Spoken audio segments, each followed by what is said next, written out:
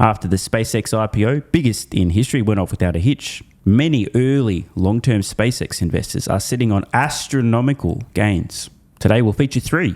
Are they selling, holding, or perhaps even buying more? And where do they see SpaceX going from here?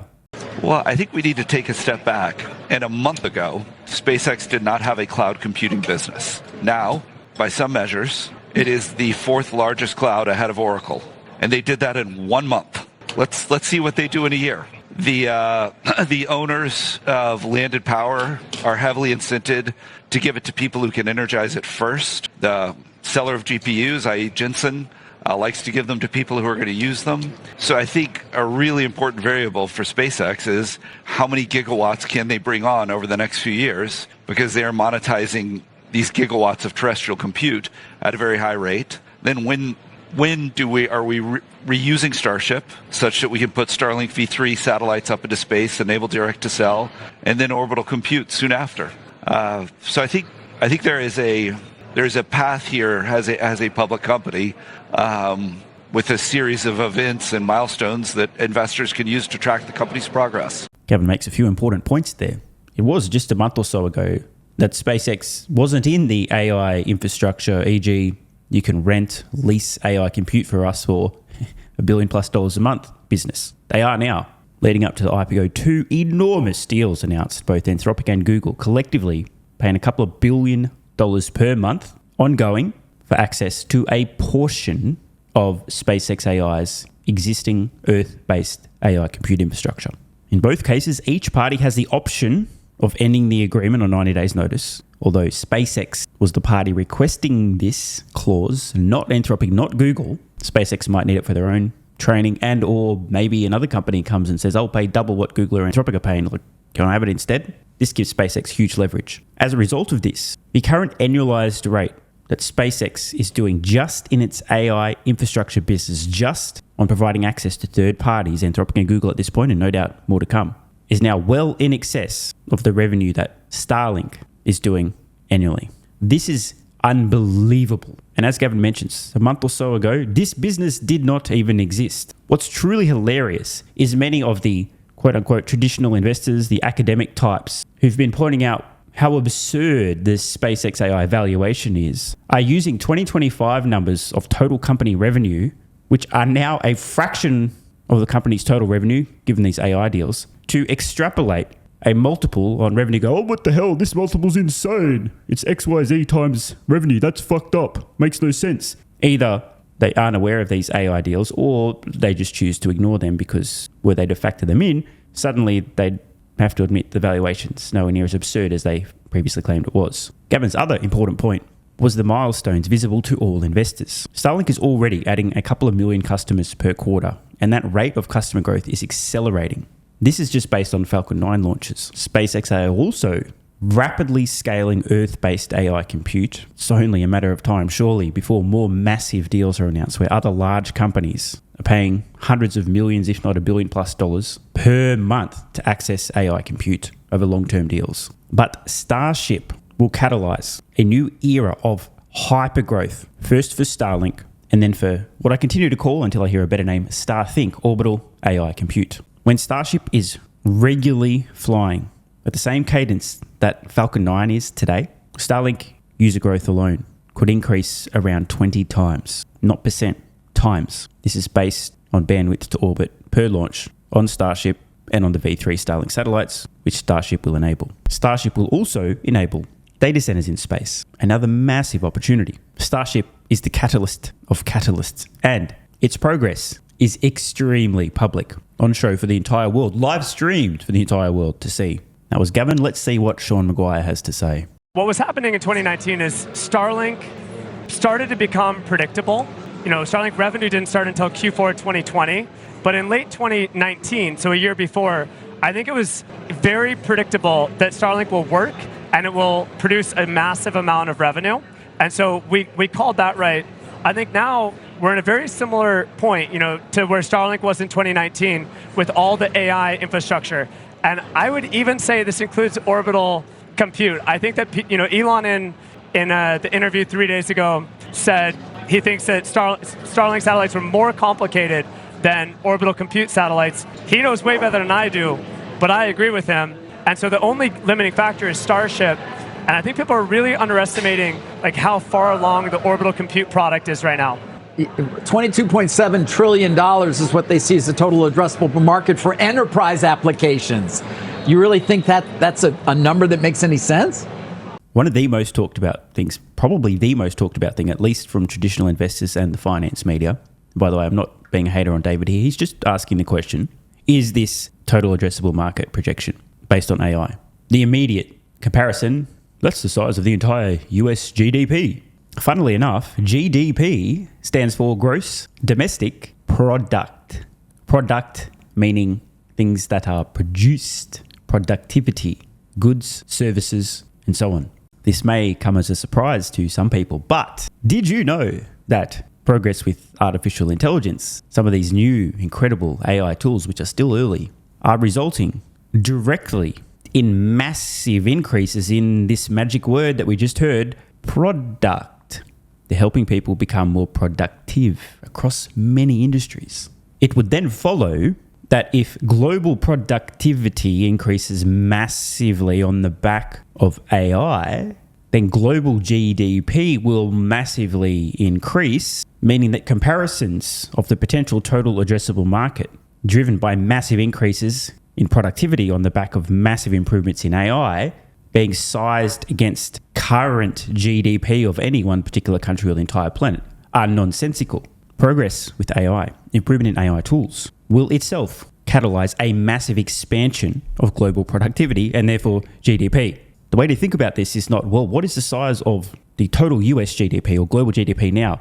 The question to be thinking about, the way to frame this is, how much more productive can human beings become with increasingly capable AI assistants, bots, LLMs, tools, products, agents? And the real question of questions isn't even how much more productive, it's is there a reasonable upper limit to how much more productive we can really become?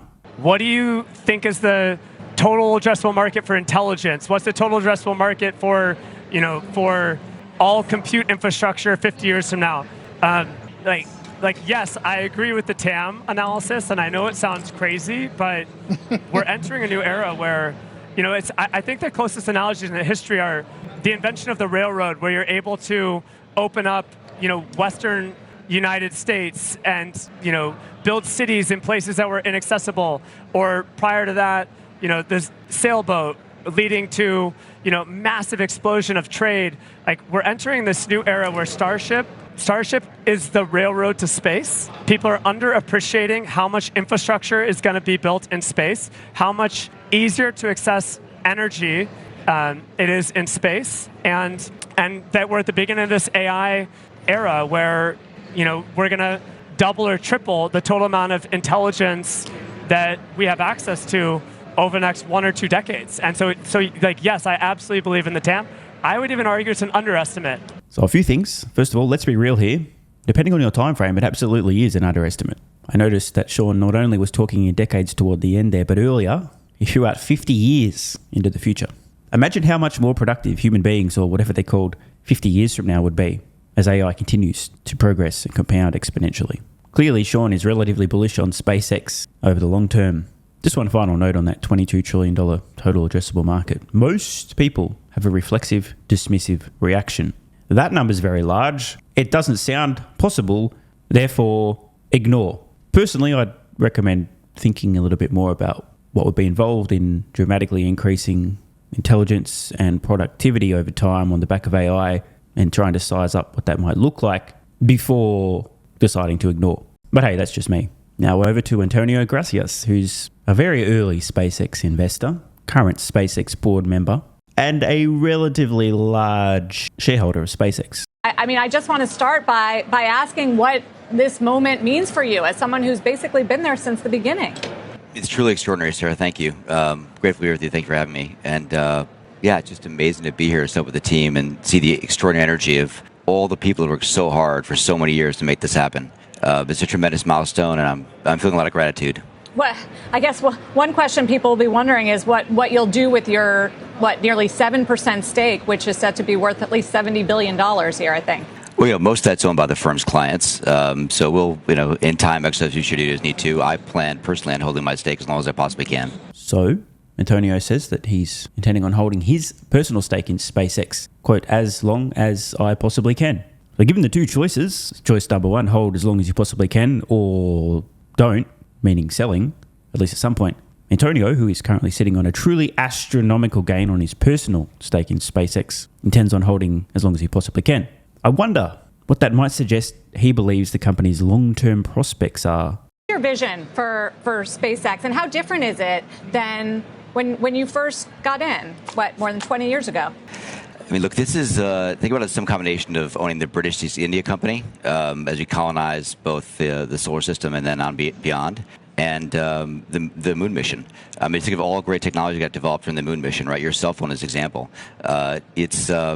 I think it's one of the most consequential companies in human history, and we're going to see how it all plays out. I'm very curious. Yeah, I mean, what has to sort of go right? Because for investors, there are a lot of different businesses here, from Starlink to launch in space, as you said, to the AI company, which some are most enthusiastic about. How do they all work together? Look, we have 20,000 people here. They're some of the best engineers in the world. And what we're building is building the entire stack from energy to compute to launch to orbital compute. So think about this as one integrated system to really move us up the Cartesian scale, as Elon says, so we can expand its civilization and survive multiplanetary as well as build artificial intelligence. So it's really building the future. Think about this. What investors are buying today, we've been buying for really 20 years, is the ability to help make the future, is being part of this extraordinary company. Antonio, you're going to be, you are a board member now of one of the largest public companies in the world. I'm just curious as to how you see your responsibility, whether it changes at all, obviously, given your long history with Mr. Musk as well. Look, we're fiduciaries as shareholders, and I think the shareholders will be very pleased. This company's going to accrete value over a long period of time, exceptionally well. So, yeah, I think about it as being a good steward of capital, as I do for my funds, as I've done for other public company boards I've sat on. As somebody who's also been an investor in Tesla, and I know Elon has given voice to this in some ways, do you believe there's a union that makes sense between SpaceX and Tesla at some point? So, don't want to rain on anyone's parade here, but the odds of a current SpaceX board member being willing and able to comment on the possibility of a merger between the company whose board they currently sit on and Tesla is approximately zero. So, you ready for some Neo in the Matrix bullet time question dodging here? Because, there ain't no way this is getting a direct response. Point in the future? This is way above my pay grade. I wouldn't want to comment on that. That's really for the management team here to think about and for us to think about in the future. Well done, Neo. I knew you could do it. No surprises there. Now, that said, as I've been repeating, I think it's inevitable that at least this gets put to shareholders to vote on. The synergies are obvious. I've been over it 1 trillion times. But don't expect any board members on either of these companies, Tesla or SpaceX, to be making any public comment at all to do with the possibility of these two entities merging. You can, however, expect just about every single retail investor of either of these two companies sharing more than their 2 cents, myself included, who would love to see this happen. All right. Well, speaking of the future, we've been talking a lot this morning about SpaceX's future in terms of the total addressable market that it sees, some $28.5 trillion. Most of that made up by $22.7 trillion in the total addressable market for enterprise applications for AI. And I'm just curious to get your thoughts about how you see the evolution of the company meeting that potential goal, at least, or opportunity. Look, you're seeing us today begin to sell compute. We build the best, most coherent large clusters of compute in the world, the best supercomputers in the world. And lots of enterprise clients want to buy that compute now. And then over time, as our models develop and we develop our own AI systems, you'll see us integrate forward into the application layer even more than we are today. We have real-time data from XAI, and we're true-seeking AI. And it's important to remember that the models are imbued with the values of the creators, and we are the only true-seeking AI in the world. So I believe that over time we'll take more and more share because people want the truth. They want real-time data and the truth. The thing about it is integrating from energy to compute forward applications. That is our plan, ultimately to end up with orbital compute as well. Antonio, when you think about the building blocks of all of this that are going to eventually be investment opportunities, not by name, but by category, can you talk about what areas are most interesting to you? In terms of the application layer or the overall anything value chain? that it's going to take to make this happen over the long term? Look, I think all of it. I think you begin with energy, the utilization of energy, using that well, power, and then move into compute, the way we utilize compute, build our data centers, build the entire system networking. Coherence matters a lot. I think people undervalue that. They don't understand that not all compute is the same. And we built the best, most coherent clusters of supercomputing in the world. You then go to orbital compute and launch. Obviously, if you have free power and your launch costs are low enough, you'll have very low cost and very efficient compute in orbit. So that's sort of what we see today. Starship enables all this. But what's been amazing about this team in the last 20 years is most of the stuff you see today, it's Starlink, Starship, these things were not imagined 10 years ago. This team's extraordinary at actually finding the next thing, doing whatever's required to meet the overall mission of making humanity multiplanetary and bringing artificial intelligence to reality in a truth-seeking way. So I'm excited. I'm super curious to see what happens next and what they will find and what they will build. And all the things are required as we go from Earth to Moon to Mars and beyond. It's sort of hard to even think about how big these markets are and what this company will achieve. The biggest and most important point that Antonio made there, and it really is a big one, was on SpaceX's ability to imagine and then pursue new opportunities that today you can't even conceive of. A year ago, no one was talking about orbital AI compute. He also mentioned 10 years ago, no one was thinking about Starlink. Now, before any absolute autists in the comments, well, actually, Starlink was actually publicly conceived of by Musk around 2014. You get the fucking point, though. Owning this company, SpaceX, much like Tesla actually, is not just owning today and the currently disclosed opportunities in the business model, but also owning the creativity and imagination that historically has discovered and pursued enormous opportunities that people couldn't even conceive of. It actually reminds me of a post I saw recently on X where some guy just a few days ago wrote, "How to colonize Mars in 2 easy steps. 1, solve reusable rockets. 2, become the most valuable and profitable company ever." Now, I'm obviously not this guy, but I think what he may have been getting at with this post was that Mars is going to be really expensive. And so the only way to ensure that a Mars colony actually happens, a sustainable Mars colony of 1 million plus human inhabitants, would require SpaceX to make trillions of dollars. So let me think through this out loud, because I am, of course, just a midwit content creator, but I think that in order for SpaceX to make trillions of dollars, that would mean that SpaceX needs to make trillions of dollars. Let's see what Grok thinks. And here's Grok's final estimate, roughly $5 trillion US cumulatively. So it turns out that, according to Grok, yes, in order for SpaceX to achieve its primary goal of establishing a self-sustaining colony of 1 million plus human inhabitants on Mars, would require somewhere in the vicinity of $5 trillion. Optimistic scenario, 1 to 5 trillion. The realistic and more likely scenario, which would include some delays, failures, blah, blah, blah, a mere $5 to $20 trillion or more. I think I understand this guy's post now. He really did mean the most valuable and profitable company ever. Whether or not SpaceX achieves this goal is one matter, but at least we know what will be required financially for this company to make the Mars colony a success. Thanks for watching. If you appreciate the content and want to support the channel, check out the links below where you can get early access to daily videos, unlock hundreds of exclusive pieces of content, and plenty more. AG1 has been part of my daily health protocol for almost half a decade. It's packed full of vitamins and minerals and helps me fill in nutritional gaps while supporting energy, digestion, and immune function. It also has prebiotics and probiotics to promote gut health. I take my health very seriously, and so should you. Try AG1 today by visiting drinkag1.com/SMR or click the link in the pinned comment and enjoy a free welcome kit with vitamin D3 plus K2 and AG1 travel packs. That's drinkag1.com/SMR.